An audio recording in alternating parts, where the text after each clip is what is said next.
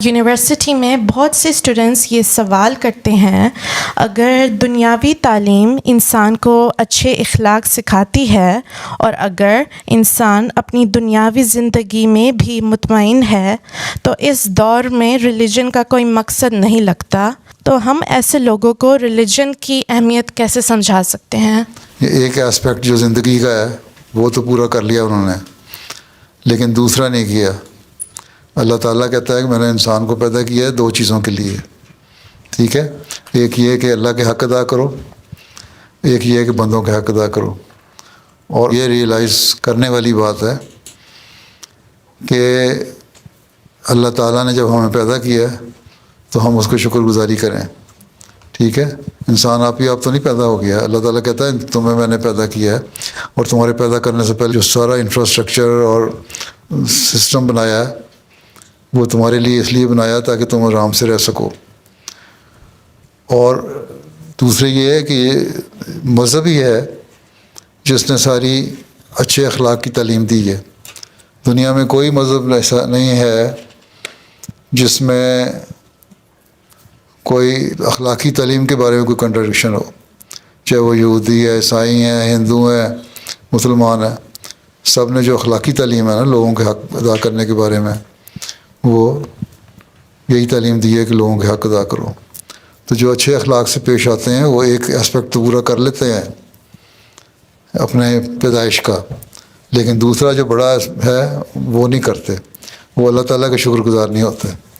تو اللہ تعالیٰ کہتا ہے ٹھیک ہے، ایسے لوگ جو میری شکر گزاری نہیں کرتے یا مذہب کو کچھ نہیں سمجھتے، اگر وہ موقع نہیں کرتے، اس پہ استدعا نہیں کرتے اس کا، تو ٹھیک ہے، ان کو میں تھوڑی سزا دوں گا، اس دنیا میں نہیں دوں گا، لیکن جو ان کا ریوارڈ ہے خدمت خلق کا، جو دنیاوی لوگوں کی خدمت کا، جو اچھے اخلاق کا، اس کا ریوارڈ ان کو مل جائے گا۔